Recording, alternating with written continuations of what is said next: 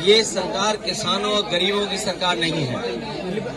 अगर किसानों और गरीबों की सरकार होती तो अभी उनके बीच में खुशहाली के लिए कार्यक्रम बन रहे होते।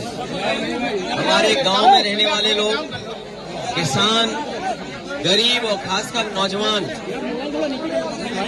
इतने बजट आ चुके हैं।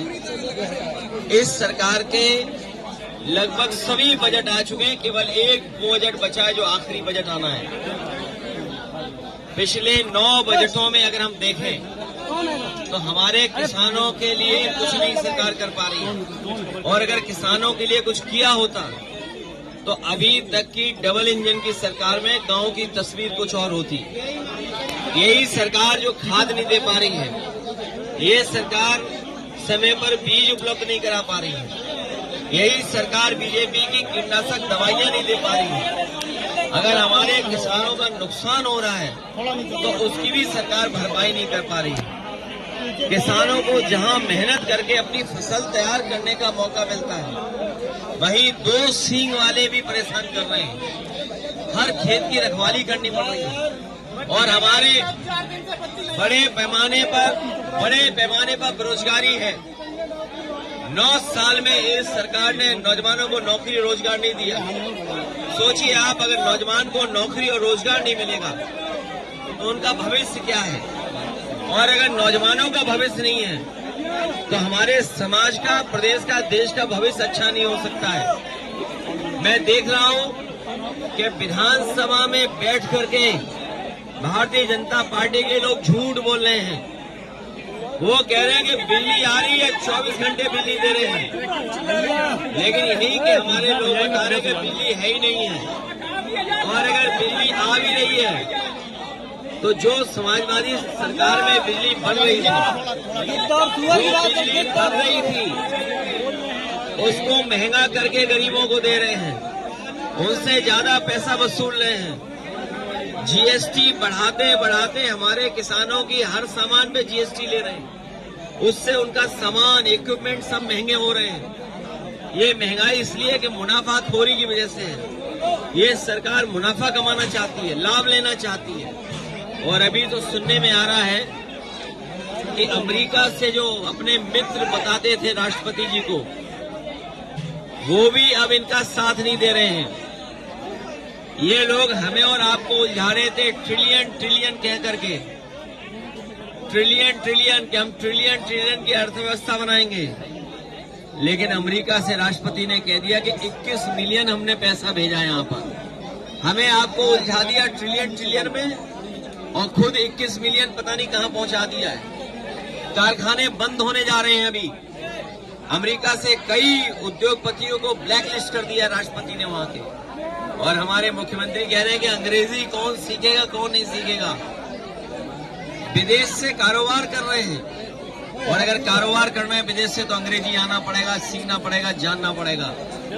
और महाकुंभ की जो व्यवस्था खराब की है उसके लिए जिम्मेदार मुख्यमंत्री खुद हैं, क्योंकि खुद ही वहां जाकर के बार बार निगरानी करते थे, निरीक्षण करते थे। अगर निरीक्षण करते थे तो किस बात का निरीक्षण करते थे? जो लोगों की जान गई है सब कुंभ में, उसकी सूची नहीं दे पा रहे, नाम नहीं बता पा रहे। जो खोया पाया केंद्र में है वो भी नाम नहीं दे पा रहे, क्योंकि सरकार डरी हुई है। क्योंकि नाम देते ही क्योंकि सच्चाई सामने आ जाएगी, कितने लोगों की जान गई है। लोग थक हार करके चले गए। और ये गिद्ध वाली बात जो कह रहे हैं, मुख्यमंत्री जी ने गोरखपुर में गिद्ध के लिए एक कुछ बनाया है। गोरखपुर वाले और हम लोग जानना चाहते हैं कि ये गिद्ध के लिए क्या बनवा लिया है गोरखपुर में आपने? वहीं रहेंगे। गिद्ध का प्रजनन सेंटर बनाया है और गिद्ध की बात कहकर के ये साबित कर दिया है। और आखिरकार गिद्ध को कहकर के किसको अपमानित कर रहे थे? क्या उनके परिवार के लोगों को, जो अपने परिवार के सदस्य को ढूंढ रहे थे? एक बेटी अपनी माँ को ढूंढ रही थी, भाई को ढूंढ रहा था। लोग आकर के अपने घर वालों को ढूंढ रहे थे जो अभी तक नहीं मिले हैं। क्या ढूंढने वालों को सरकार गिद्ध बोल रही थी? और सबसे बड़ा सवाल है, ये जो सुअर का नाम ले रहे हैं, ये हम लोगों ने किसी ने नहीं कहा कि पानी खराब है गंगा का। सेंट्रल पॉल्यूशन बोर्ड ने कहा है कि ये गंगा का पानी खराब है, गंगा का पानी नहाने लायक भी नहीं है। आचमन तो भूल जाइए। तो सोचिए सरकार किसको सुअर कह रही थी। मुझे तो लगता है ये दिल्ली और लखनऊ के झगड़े में एक दूसरे को गाली दे रहे हैं। अगर उत्तर प्रदेश के बोर्ड कह रहा है, उत्तर प्रदेश का पॉल्यूशन बोर्ड कह रहा है कि पानी साफ है, और दिल्ली का पॉल्यूशन बोर्ड कह रहा है कि पानी खराब है, तो इसका मतलब है लखनऊ वाले दिल्ली वालों को सुअर कह रहे थे। ये जिम्मेदारी किसकी है? ये जिम्मेदारी दोनों सरकारों की थी। ये डबल इंजन नहीं, डबल ब्लंडर वाली सरकार है। इंजन टकरा रहे हैं, डब्बे टकरा रहे हैं, और जनता भी इंतजार कर रही है कि इस बार इसके बाद जब चुनाव होगा सूखे पत्ते की तरह भारतीय जनता पार्टी का सफाया हो जाएगा। संसद में यूज हो रही है